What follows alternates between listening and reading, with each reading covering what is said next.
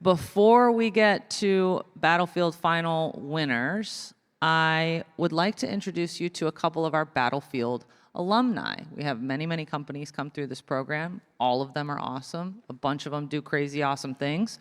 And so we're going to hear a little bit about that right now. Our first company is from Firehawk Aerospace. Please welcome to the stage Will Edwards. Oh, man.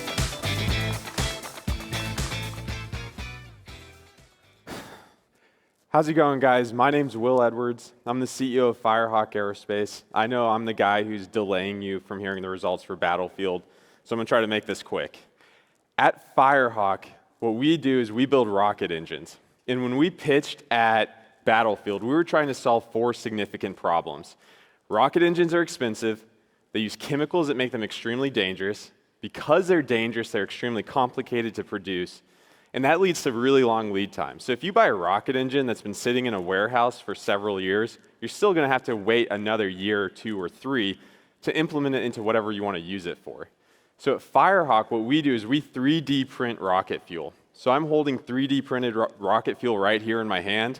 You can see that image on the right, we're actually printing a slightly larger fuel grain. In the image on the left, we're testing our engine at NASA. So we found that the problem with rocket engines, the crux, is in the fuel. So if you 3D print the rocket fuel, you can build a rocket engine that has really unique advantages. Our engines are extremely safe. I took this on a Southwest flight today, or this week. They're very inexpensive. Our engine is about 1/10 the price of a traditional solid rocket motor. It only has 12 moving parts, so it's far less likely for something to go wrong. We can design it in a matter of like 1 evening, and after that evening, we can go ahead and prototype it in weeks and test it in a matter of months. And most importantly, we can actually throttle, turn off, and restart our rocket engine in mid-flight. Rocket engines today, when you ignite them, they burn to completion. You can't control the thrust on solid rocket motors. With us, we can actually throttle it, and that leads to a bunch of enhanced capabilities that will allow you to do really unique missions. So since Battlefield 2020, we've made a lot of progress. We partnered with NASA. We tested our engines at NASA. We got Air Force contracts.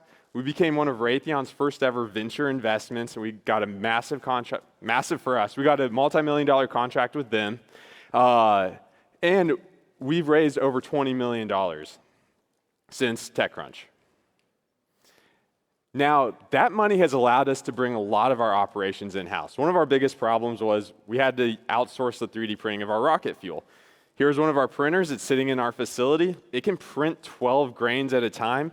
We can print rocket fuel in a matter of hours. Cast molded rocket fuel, which is what they use in the industry today, takes weeks, if not months, to actually produce. So that's just saving a huge amount of time on scale and cost. We had a team of about 4 people and 1,200 square feet when we pitched. Now we're going to end up at around 30 people by the end of this year, and we're building out a 42,000 square foot low-rate production facility and R&D facility. We've built a much bigger test stand. We signed an agreement with Midland, Texas, where we get several acres where we can test as frequently as we want. We're actually going to build out a full testing facility there. And here's a picture of our larger test stand. Next year, we're going to do a demonstration launch. We have half of this built out already. We're going to put our rocket fuel into one of our rocket engines and test that in the air. So that's going to happen near the end of next year, and it's going to be like a sounding rocket that we'll send up. And then just so you guys know that this plastic that I am holding, it actually does work. So this is just a bigger version of it being tested at NASA.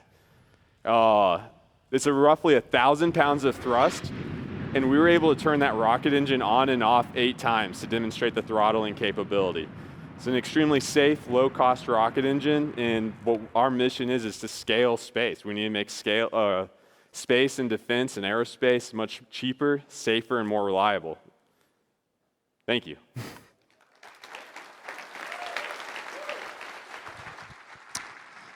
Great job, Firehawk. Thank you, one person. Okay, we're going to move on to our next Battlefield alumni. Please welcome to the stage Stacy Ronowski from Canix.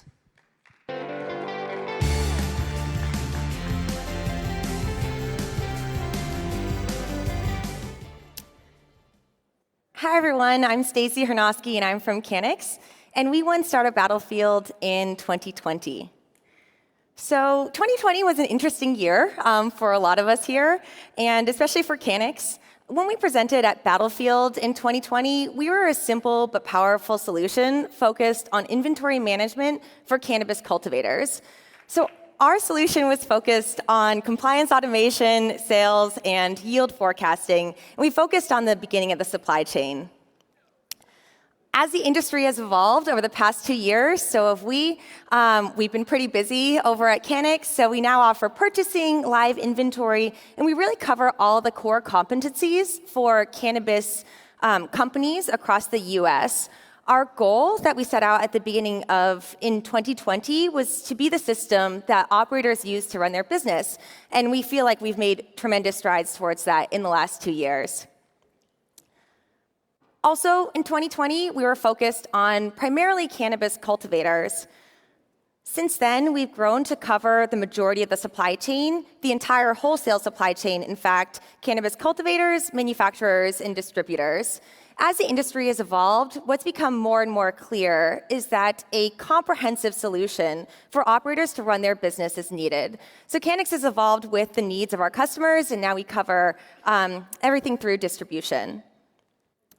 We also raised $13 million since Disrupt 2020, including our Series A of $10 million earlier this year. Back in 2020, we were primarily operating in 4 states in 1 country, including our home state of California, Oregon, Oklahoma, and Colorado. Currently in 2022, we cover 17 states and 6 countries. And I'm really excited to announce that by the end of 2022, we'll be operating in 23 states and 6 countries. We're releasing a new compliance integration to allow Canix to serve cannabis operators across the US. Thank you.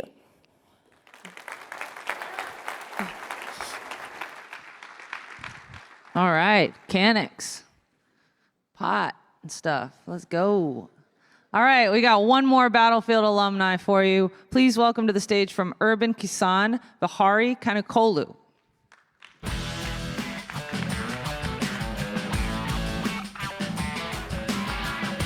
Hi, everyone. We were part of the Alumni in 2020. We're basically building the future of farming. At UrbanKisaan, we basically are working on hydroponics and vertical farming.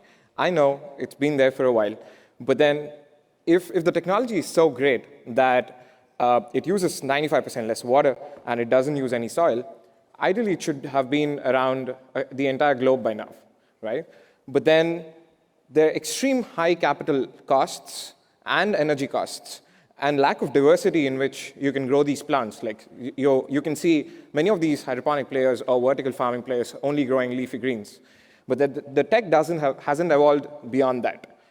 What we've basically done is we've built a full stack hardware, software, and a plant science company, which essentially solves all the 3 problem statements that we've said. We are building farms almost at a tenth of a cost when compared to the leading unicorn global players present in the US markets and the outside markets. We have diversified plants where we can grow vegetables. We're able to grow fruits, we're able to grow berries, we're able to grow even saffron. So enabling growers to grow far beyond than just leafy greens, and then bringing in more farmers onto this portfolio of making this tech more accessible and more affordable. We've patented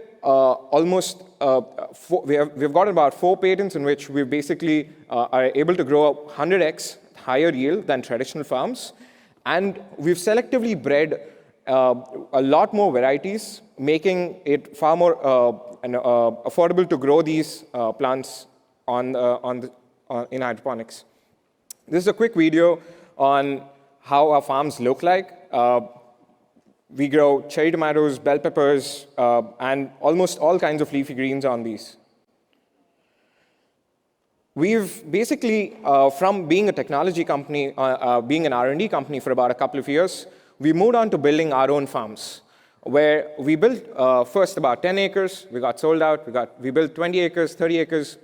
At a point, we've basically gotten sold out almost all the farms that we've built in India. Now, we are looking far beyond of building farms for ourselves. The market size is more than $30 billion. And what we feel is that this tech can scale across the world. So we're now seeing the upside of deploying this tech with farmers across the world. Now we have active contracts and active participations across the world, like Qatar, Middle East markets. And we've built, by launching this product in the last 4 months, we've gotten a deal pipeline of more than $30 million, where we sign these contracts, and we also have introduced something called as FaaS, like farming as a service model, just like SaaS. And since 2020, we've also raised a couple of rounds. We're part of YC. We're part of also a lead investor called BSF also has led the round. So we raised a total of about $7 million. My co-founder is a scientist, and while I take care of all the ops and scaling it. Reach out to us if you want to see how this tech works and if you want to be part of this journey. Thank you.